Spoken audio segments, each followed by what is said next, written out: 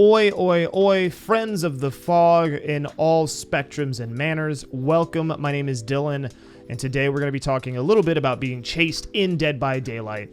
So many survivors get really good at working on gens, hitting those skill checks and crouch walking across the map.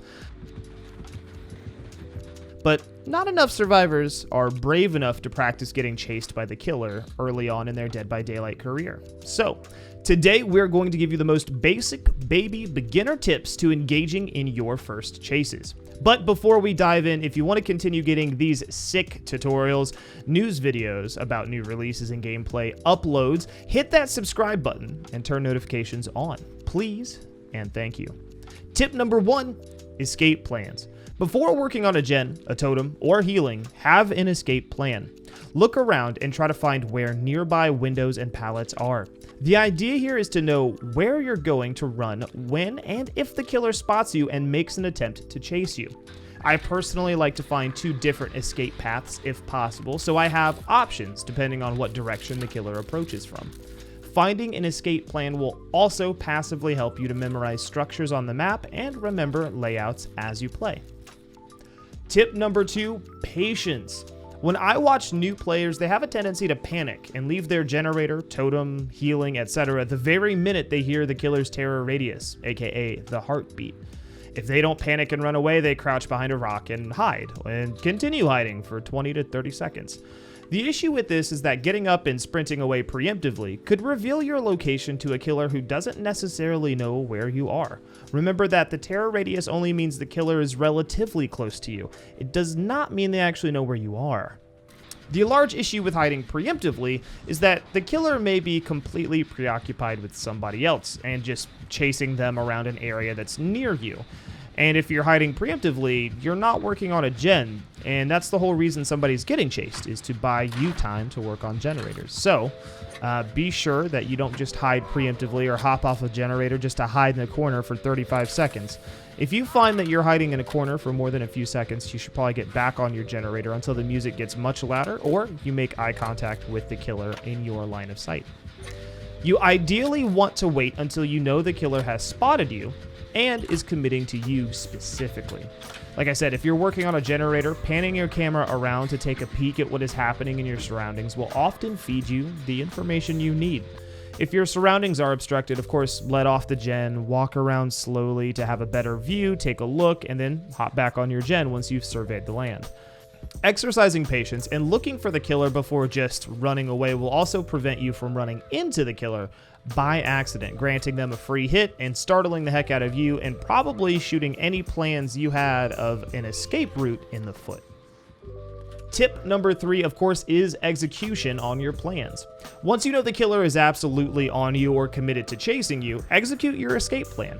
Head to the pallet or window that gets you away from the killer. Usually this is opposite direction, or at least not the same direction that the killer is coming from. In doing this, you'll need to have practice panning your camera again to look at the killer while also running your intended direction.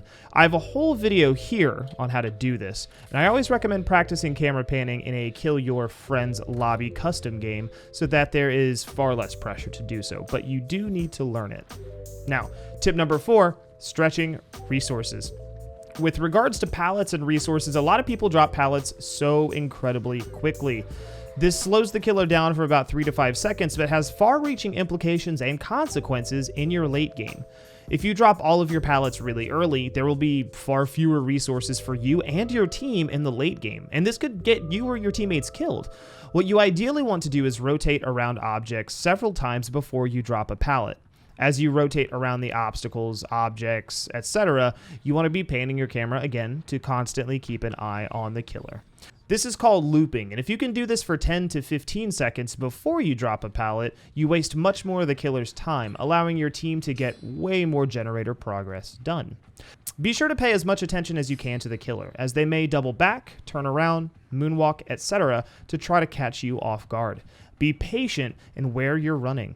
You can even stop running for a second and start walking as you wait to see what direction the killer is going to come from. You don't always have to be moving incredibly quickly. It is completely okay also to take a hit when practicing this technique. don't panic. You can only get better at chases if you're in them, and taking hits is a part of that scenario. Here are some additional tips to get you by your first survivor chases. Of course, if you're being chased by the killer, there are some places you should not go. If somebody is on the hook, do not lead the killer back to that hook. Ideally, you want to lead the killer away from the hook, allowing your team time to unhook that survivor safely. If you find that you get hit by the killer, use that moment of sprint burst that you have to get away from a loop that could be near a survivor so that they may be unhooked and get on generators, get healed up, etc. Of course, this goes without saying, do not run into the basement. If you are being chased by the killer, running to the basement generally does not end well for you, especially if you're new to the game. Another additional tip is to start formulating escape plans all the time, no matter what you're doing. As you run to unhook somebody, keep your eyes peeled for windows or pallets in the event you get caught off guard. Even as you're unhooking, keep your eyes peeled for an escape location and plan. Remember that the big emphasis here is to not lose the killer necessarily, but waste a ton of their time. While it may happen that you evade them, elude them, or completely bamboozle them, you really are only trying to waste their time at first. So don't get too caught up on whether or not you lose them. You really want to focus on, okay, how much time did I just waste of theirs? And focus on getting that time a little higher. Was it 5 seconds? 20 seconds? 25 seconds? If you can get that number higher, the likelihood of your team getting generators done, getting healed up, etc. is much, much higher. And people that can be really good runners and waste a minute and a half of a killer's time, those people end up carrying teams a lot of the time. So it's important to remember that.